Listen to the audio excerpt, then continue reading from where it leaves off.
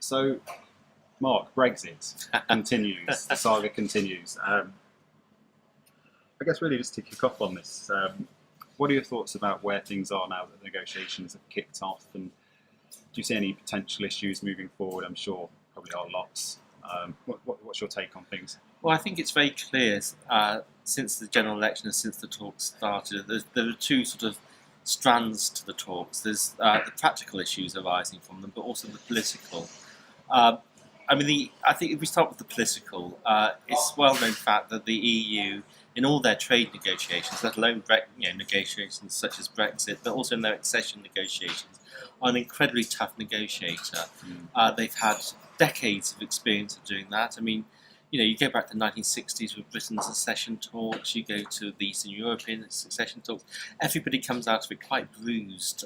They are skilled negotiators, they know what they want and they know how to get it. And, I think, we have to be very clear on that the negotiations will be hard and compromises will have to be made. But I'm sort of more concerned about the practicalities of the negotiations, the time scale. We're talking about changing 43 years worth of an institutional framework. We've been in the EU for 43 years.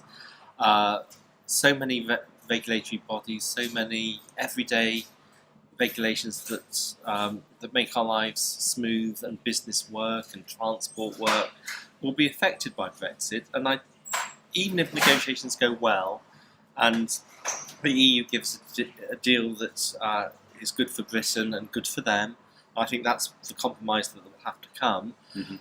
The real problem is there's less than 2 years. How are we going to get our customs, our immigration procedures in place? What about open skies and civil aviation safety regulations and air traffic control? A lot of these are European based, and have we the time? Have we the resources? Will things just suddenly come?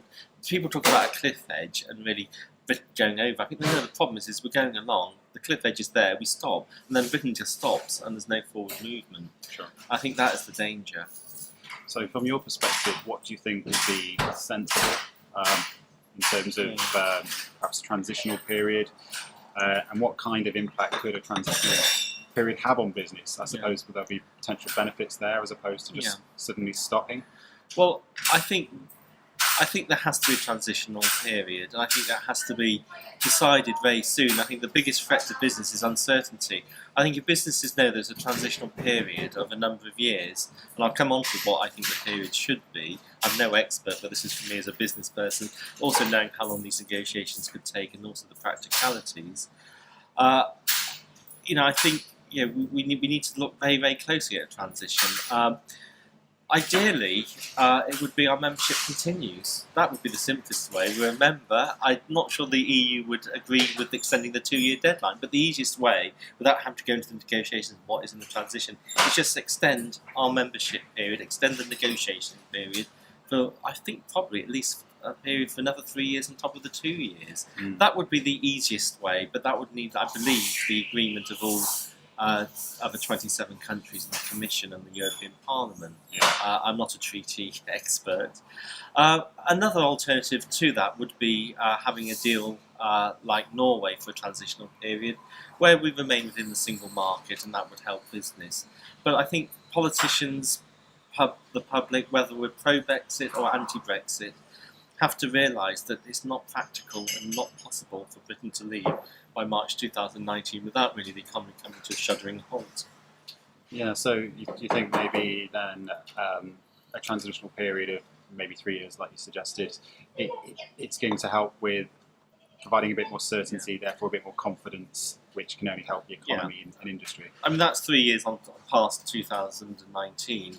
I think that would help, but it may be that we need with the complexities and all the legislation that has to change. It could be longer. It could be 5 or even a 10-year period.